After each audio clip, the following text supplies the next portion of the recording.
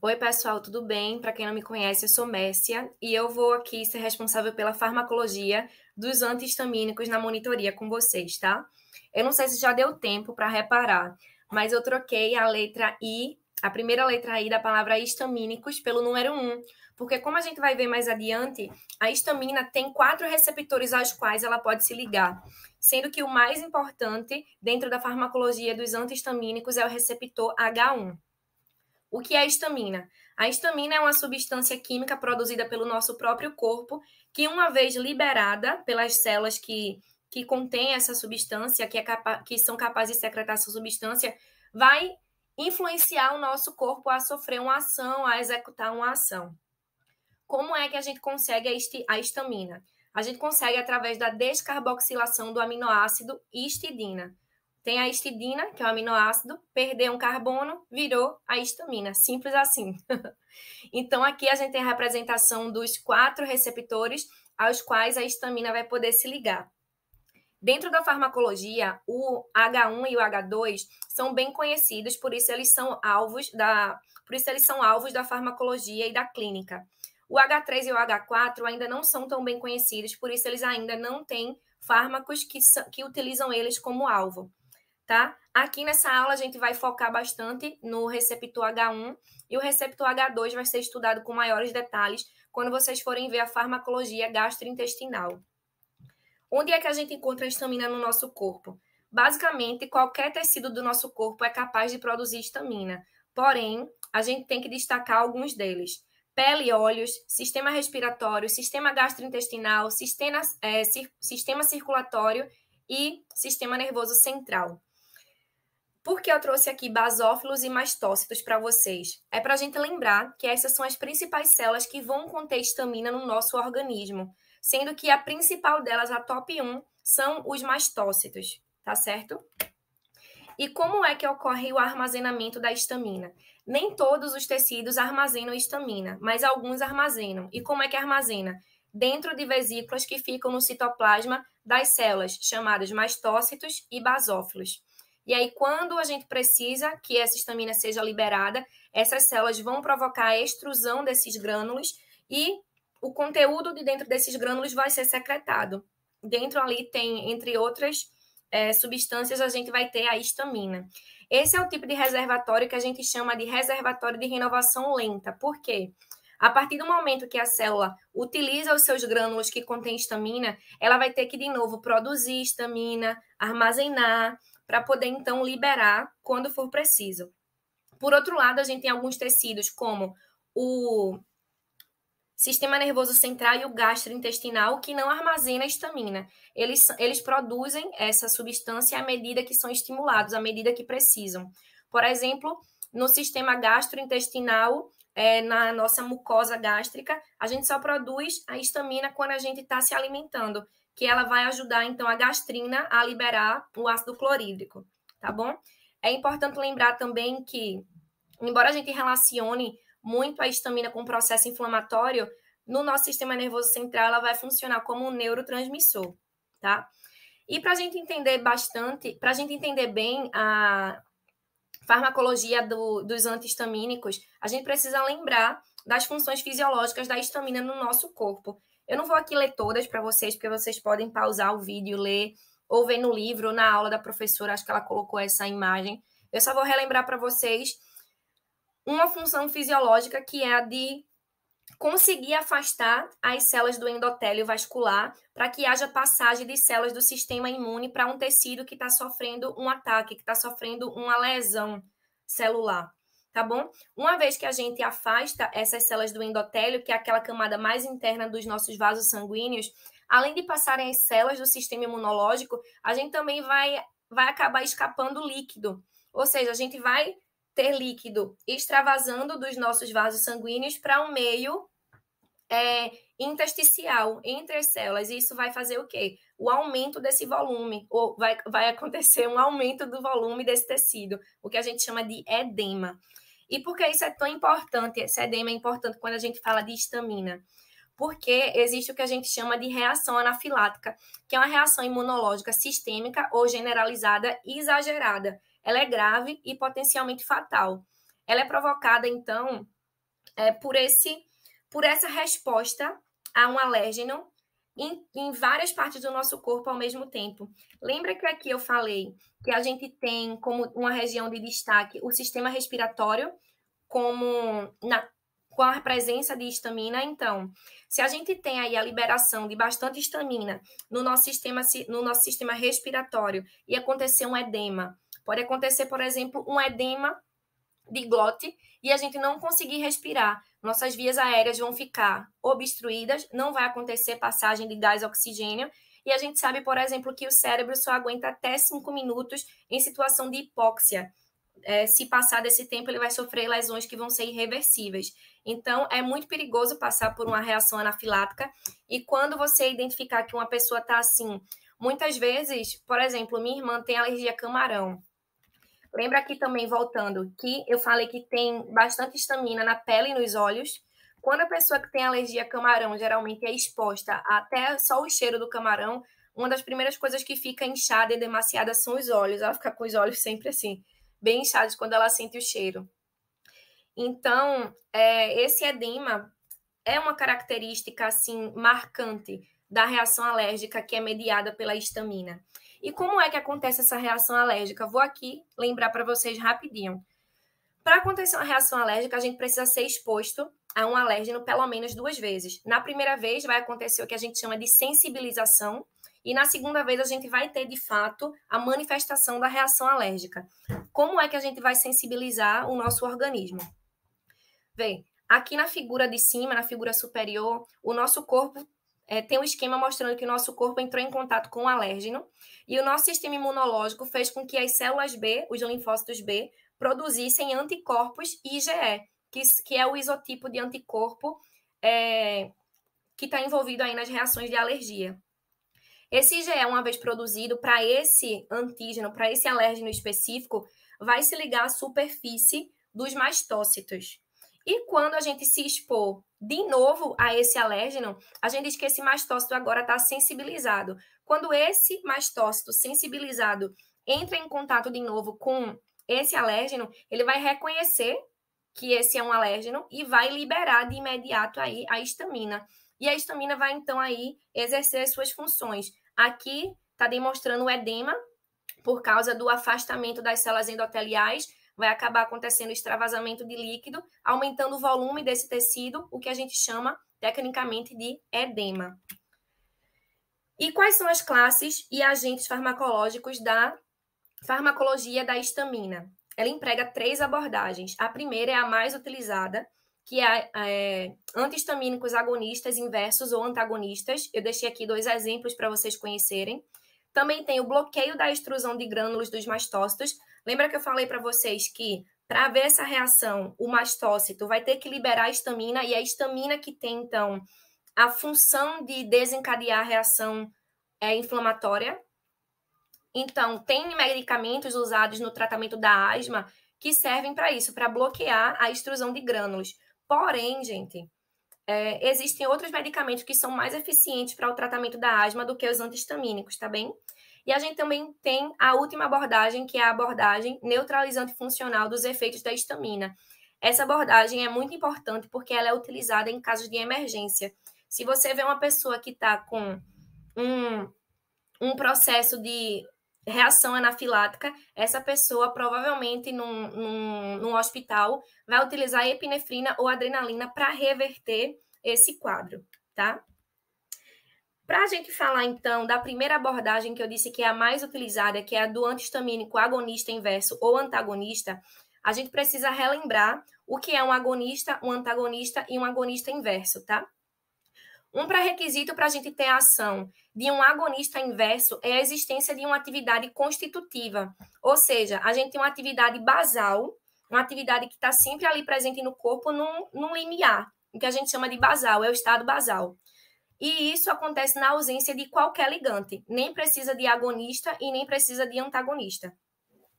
E aí, esses receptores que existem aí numa função basal, numa atividade basal, elas apresentam 2 conformações de receptores, uma conformação ativada e uma inativada ou repouso. Quando a gente tem um agonista, o agonista vai se ligar, vai ter maior afinidade por essa conformação ativada. E isso vai fazer com que o meu estado basal, que é aqui essa linha pontilhada nesse gráfico à direita, vai fazer com que a minha situação basal aumente. Ou seja, eu vou aumentar o meu nível de atividade biológica. Eu saí do meu estado basal para um nível superior. Porque o meu agonista tem afinidade com a conformação ativada. E isso vai influenciar uma resposta biológica. Por outro lado, se eu tenho um agonista inverso, esse agonista vai ter afinidade pela conformação negativa desse receptor. Se eu tenho essa afinidade pela conformação negativa, eu vou fazer a minha atividade biológica sair do meu estado basal para um nível abaixo do basal. Esse é um antagonista inverso. Ele faz o inverso do que o agonista faz. E se a gente tem, então, um antagonista, o antagonista não faz nada. Ele nem aumenta o meu basal para cima, mas também não diminui o meu basal para baixo. Ele não faz nada. Ele bloqueia essa atividade. Ele nem sobe e nem desce.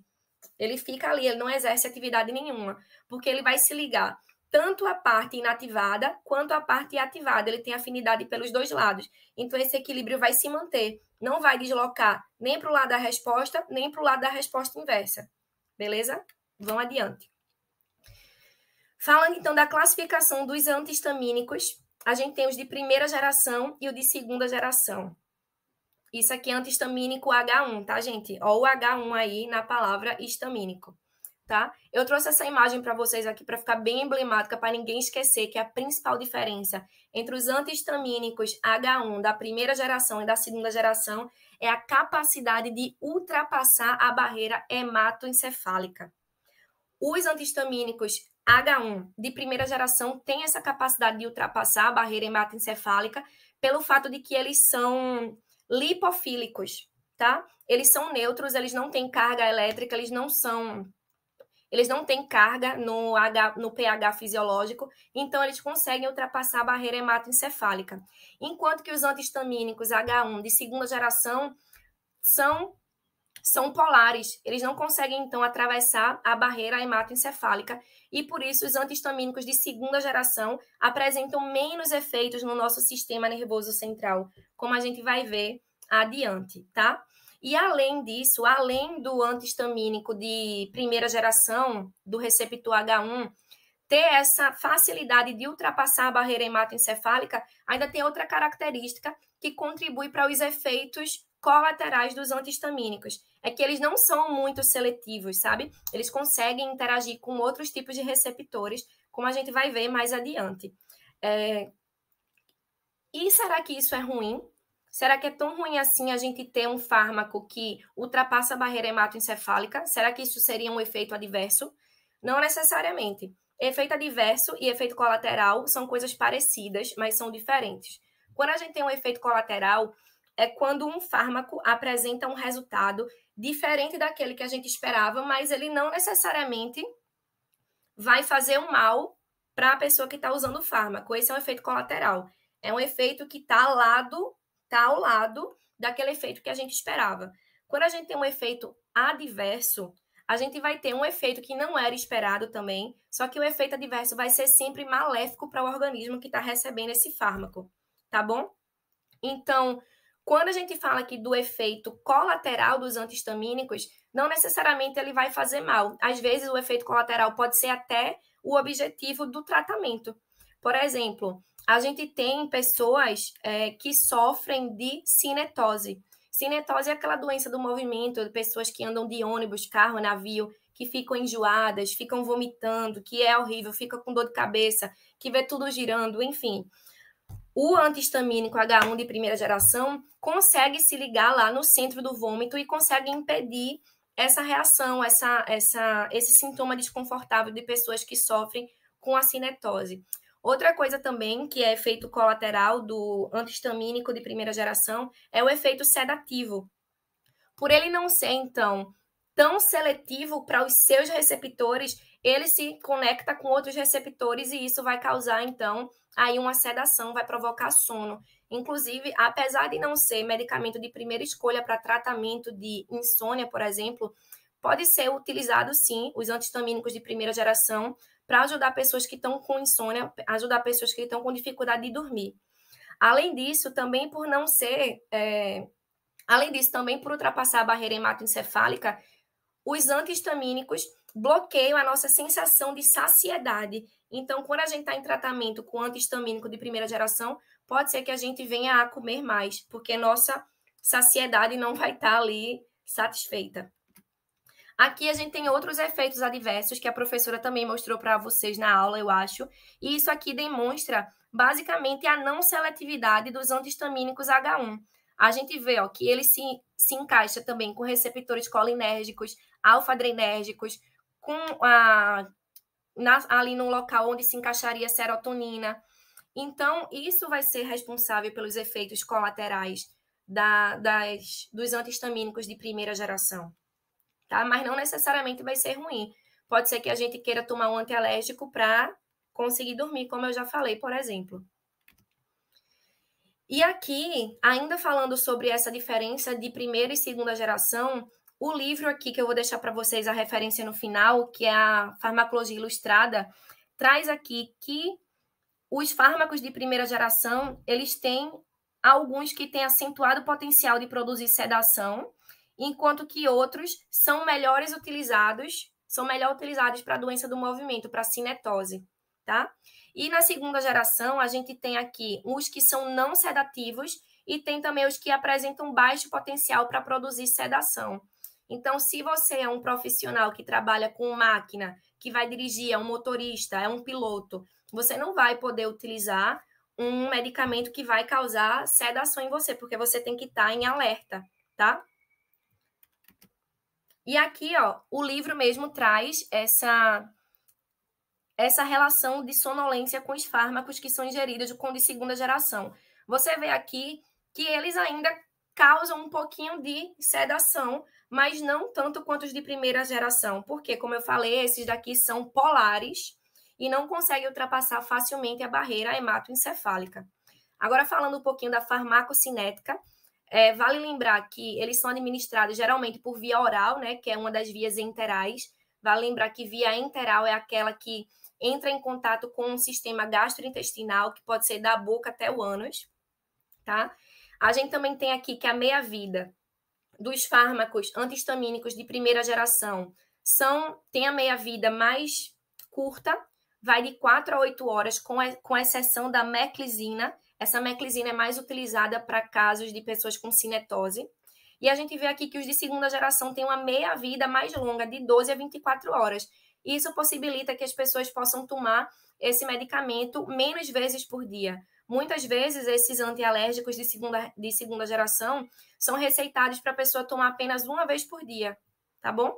E a gente também tem que lembrar que a metabolização dos antihistamínicos acontece pela via hepática, pelo sistema CYP450. Então, pode ser que haja interação medicamentosa com outros fármacos que também são metabolizados pelo mesmo sistema.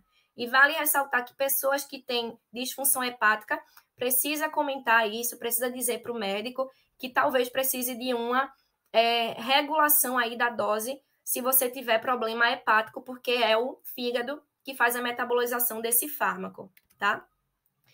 E eu falei para vocês que o antihistamínico que se liga no receptor H2 vai ser estudado quando vocês forem ver a farmacologia gastrointestinal, porque a histamina, junto com a gastrina, favorece a liberação de ácido gástrico no estômago quando a gente está comendo. Então, quando a gente tem um antihistamínico que se liga ao receptor H2, faz com que a gente tenha uma diminuição dessa secreção de ácido gástrico. Então, esses medicamentos vão ser utilizados para tratamento de úlceras e pirose, por exemplo, tá bom? Então, aqui estão as referências. Eu usei esse livro aqui, Farmacologia Ilustrada e o Princípios de Farmacologia, e a aula da professora. Se ficou alguma dúvida, se vocês quiserem falar comigo sobre alguma coisa do conteúdo que não ficou muito claro aqui, ou quiser tirar dúvida sobre alguma questão, sobre o Forms, vocês falem comigo e eu vou deixar meu número no WhatsApp para vocês entrarem em contato caso haja alguma necessidade de tirar dúvida, tá bom? Pode mandar mensagem a qualquer hora que assim que possível eu vou responder.